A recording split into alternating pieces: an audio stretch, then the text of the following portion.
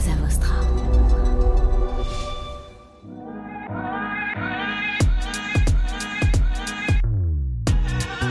Bonjour, bienvenue dans Le Panier, le premier podcast e-commerce. Mes invités cartonnent et me livrent leurs secrets de réussite et les problèmes qu'ils ont rencontrés pour qu'on puisse, ensemble, apprendre à vendre mieux et plus.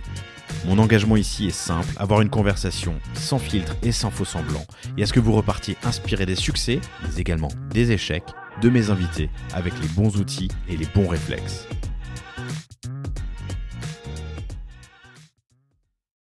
Donc tes canaux et tes leviers, c'est du CPM fin d'année.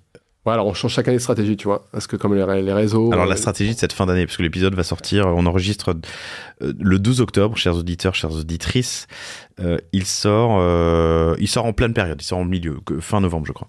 Bah là on va chercher, on faisait pas mal de YouTube et de Facebook, on désinvestit un peu, et on va aller chercher du Pinterest et du Snap. Ok. Voilà, on a des tests assez concluants sur Pinterest. Alors après, enfin, c'est la stratégie. Après, il y a la réalité, donc on va voir comment ça prend. Tu vois, c'est-à-dire que les budgets, on peut les basculer, c'est pas figé. Sur le haut de funnel, ouais, on va essayer de Pinterest. On a des beaux KPI. En vrai, c'est un réseau qui est, c'est la cible. C'est un jeu de recherche, tu vois. Et d'inspiration, c'est vraiment. Et d'inspiration. Ça, ouais. Donc YouTube, ça nous coûte cher. Facebook, ça nous coûte de plus en plus cher. Tu vois, je mets Insta dedans aussi, tu vois.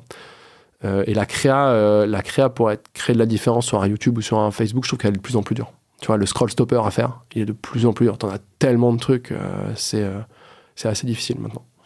Ça demande beaucoup de contenu tout le temps. Vous avez une usine à contenu en interne, comment vous faites ?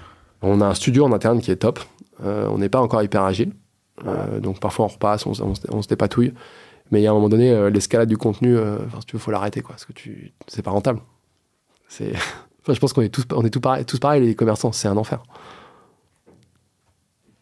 Donc tu désinvestis Meta et YouTube. Enfin, tu réduis pour accélérer sur Pinterest et Snap. Snap, ouais, c'est intéressant. Le CPM, il est super pas cher. Donc ça fait 2 ans qu'on en fait, t'as plein d'impressions. Alors si tu me demandes mon ROI là-dessus, c'est compliqué parce que on sait que c'est impossible d'avoir... Enfin, moi, j'ai jamais trouvé la solution pour craquer vraiment l'attribution. Et c'est de plus en plus compliqué de la craquer, tu vois. Donc, non, mais on la craquera jamais. On la craquera jamais. Voilà, bah non. Du coup, nous, on est très empirique. Vraiment, on fait des tests. Cette année, j'ai fait 15 points. Qu'est-ce que ça a donné au global, tu vois. Tiens, si on descend à 10, il se passe quoi? L'investissement en réseaux sociaux, il se passe quoi? Ah, tiens, si on monte à 20, il se passe quoi, tu vois. Et on essaie de voir, on teste, on fait un peu des recettes de cuisine, tu vois. Et on est très artisanal là-dessus, mais pour l'instant, je trouve que c'est pas mal. Donc, on continue. Et j'ai jamais trouvé un outil d'attribution qui soit assez fin encore, alors je pense qu'il y en a pas mal qui vont hurler que je dise ça, pour piloter mon acquisition, parce qu'en fait je valorise vachement le post-view, et le post-view, il n'y a pas beaucoup qui le remontent correctement, et pour autant une view, ça contribue, c'est une touche en fait, hein, dans ton parcours de conversion, et il contribue, quoi. Et si je faisais que du post-click, j'arrête tous les réseaux sociaux, quoi. Enfin, c'est clair et net. Hyper intéressant. Un peu moins de YouTube, un peu moins de Meta, plus de Pinterest, plus de Snap. Ouais. J'aurais pas imaginé ton acheteur sur Snap, mais... Bah en fait, on a plein de produits différents, ce que je t'expliquais tout à l'heure. On a des produits... Ça qui est cool, c'est que comme j'ai plein de produits, j'ai élargi mon audience. C'est pour ça que j'ai fait de la croissance aussi, tu vois.